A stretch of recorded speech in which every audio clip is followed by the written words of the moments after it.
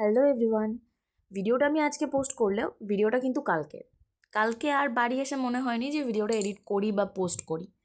তো কাল যেহেতু রবিবার ছিল সেহেতু আমরা টোটাল 6 জন মিলে গিয়েছিলাম ঘুরতে, যে সামনে দেখতে পাচ্ছ এরকম টোটালি আমরা বেরিয়ে গিয়েছিলাম। মানে এটা আমাদের ছোটোখাটো একটা গ্যাং, আমরা যেখানে যাই একসাথেই যাই।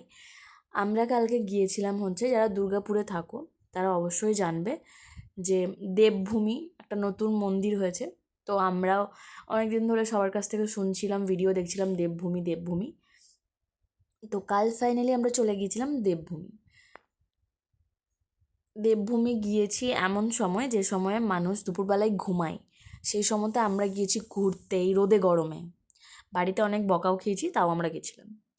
তো ফার্স্টেই তোমরা মন্দিরটা একটু দেখে নাও।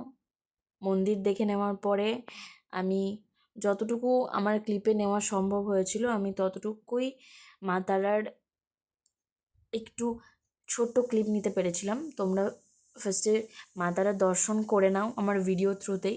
আর আমি সবাইকে রেকমেন্ড করব, যদি তোমরা দুর্গাপুর থেকে থাকো বা বাইরের থেকেও হয়ে থাকো কেউ, আসতে পারো। মন্দিরটা সত্যিই খুব সুন্দর, পরিবেশটাও খুব সুন্দর মন্দিরের।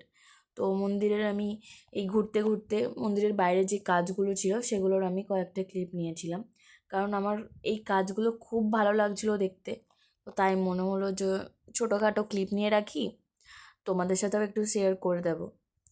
তো শুধু তো মন্দিরের ভিডিও নিইনি, আমি নিজেও অনেক ক্যাপ মেরেছি। এই যে নিজেকে কি না নিলে হয় ভিডিওতে, নিজেকেও নিয়েছি আমি। মেন উদ্দেশ্য ছিল কাজগুলো নেওয়ার, তারপরে মনে হলো যে একটু নিজেকেও রাখি ভিডিওর মধ্যে। তো সেই কারণে এইভাবে ভিডিওগুলো আমি নিয়েছিলাম। তারপরে এই মন্দির থেকে বেরোনোর পরে আমি দেখতে পাই যে পাশেই একটা মহাদেবের মন্দির রয়েছে, তো সেখানেও একটু মহাদেবের দর্শন করে নিয়েছিলাম। তারপর আমরা আবার বেরিয়ে গিয়েছিলাম। কোথায় গিয়েছিলাম এরপর আমরা বেরিয়ে চলে গিয়েছিলাম গড় জঙ্গল। গড় জঙ্গল নামটা সবার শোনা, আর গড় জঙ্গল মানেই হচ্ছে মা শ্যামারূপার মন্দির।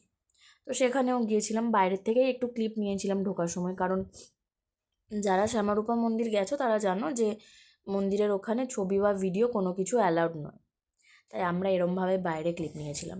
তারপর হরিণ দেখেই আশা করি বুঝতে পারবে যে আমরা চলে গিয়েছিলাম দেউল। দেউল খুব কাছেই পড়ে, তাই চলে গেছিলাম একটু দেখতে ঘুরতে। কিন্তু দেউল পার্কের ভিতরে আমরা ঢুকিনি, কারণ আমরা আগেও এসেছি, তাই শুধু হরিণ দেখেছিলাম। তারপর চলে গিয়েছিলাম আমরা ঠেকে খেতে। খাওয়া দাওয়া কমপ্লিট করে হয়ে গেল, আজকের মতন ব্লগ এখানেই শেষ হয়ে যাবে, কারণ সব কিছু করে আমরা চলে গিয়েছিলাম বাড়ি। Bye bye.